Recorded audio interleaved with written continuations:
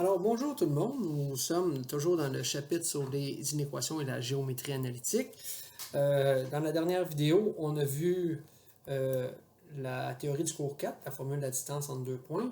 Aujourd'hui, nous allons voir ce qu'il y a dans le cours 5, la formule du point milieu et les points colinéaires. Alors, on va commencer avec la formule du point milieu. Alors, je vous donne encore un segment AB avec les extrémités et encore une fois, on va essayer de ensemble trouver une formule qui permet de trouver les coordonnées d'un point qui serait en plein milieu entre A et B. Je ne veux pas la distance du point milieu. Je veux vraiment le point milieu, le X du point milieu vaut combien, puis le Y du point milieu vaut combien.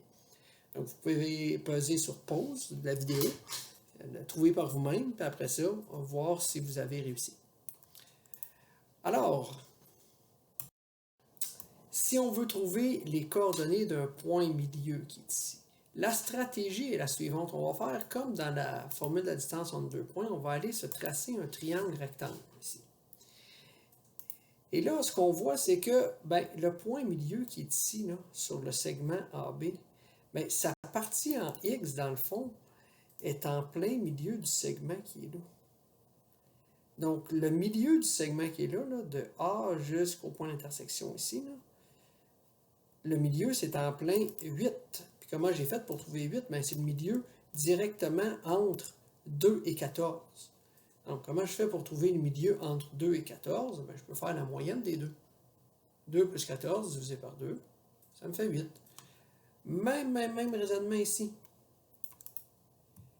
En plein milieu du segment ici, si je continue une droite ici parallèle, une droite horizontale, ça va arriver dans le milieu du point, sur les coordonnées du point M. Donc, la partie en Y va être la même. Puis le Y de ce point-là, c'est 3,5 parce que c'est en plein milieu entre 1 et 6. Pour trouver le milieu entre 1 et 6, je peux faire la moyenne. 1 plus 6, 7 divisé par 2, 3,5. Donc, les coordonnées de M sont 8 en X puis 3,5 en Y. Maintenant, on va appliquer le même mais de façon générale. Mon point A, au lieu d'être 2,1, c'est x1, y1. Puis mon point B, c'est x2, y2. Alors, il faut penser, comment est-ce que j'ai fait pour trouver mon 8 ici? Dans le fond, j'ai pris le 2, puis le 14, puis j'ai divisé par 2. Donc, j'ai fait x1 plus y1 divisé par 2. Donc, la formule pour trouver le x du point M, c'est x1 plus x2 divisé par 2. Puis pour un y, c'est exactement le même principe. Comment j'ai fait pour trouver mon 3,5? J'ai fait 1 plus 6 divisé par 2. Donc, y1 plus y2 divisé par 2. Donc, voilà pour la formule du point milieu. Cette formule-là, on peut l'écrire de cette façon-ci, mais elle peut aussi être écrite de cette façon-là, avec m qui est égal, et là, entre parenthèses, on met les deux coordonnées. Une ou l'autre, c'est correct. Allons-y maintenant d'un exemple. Donc, disons qu'on a un point M dont les coordonnées sont 5, 10. Puis ce point-là, c'est le point milieu d'un segment AB dont on connaît les coordonnées de A, qui sont 3,7. Et là, ce qu'on cherche, ce sont les coordonnées du point B.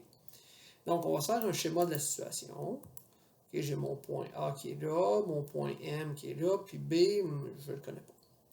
Donc, comment est-ce qu'on va faire pour résoudre ce problème? On commence par prendre notre formule du point milieu. Et je vais remplacer ce que je connais. Je vais remplacer ce que je connais par les bonnes valeurs. Donc, le x du point M, c'est 5. Le x1 vaut 3. Le x2, je ne le connais pas. Divisé par 2 reste là. Donc, je vais isoler mon x2. Je multiplie par 2 de chaque côté, ça me fait 10. Je vais faire moins 3 de chaque côté, ce qui me donne un x2 qui vaut 7. Maintenant, pour le y, même principe. Je vais remplacer. Donc là, ici, y du point milieu, c'est 10. Le y1, c'est 7. Et là, il me reste à isoler. Fois 2 de chaque côté, ça me fait 20. Moins 7 de chaque côté, ça me fait 13. Donc, j'ai les coordonnées du point B qui sont 7,13, tout simplement. Alors, merci de votre attention. C'était tout pour la partie du point milieu.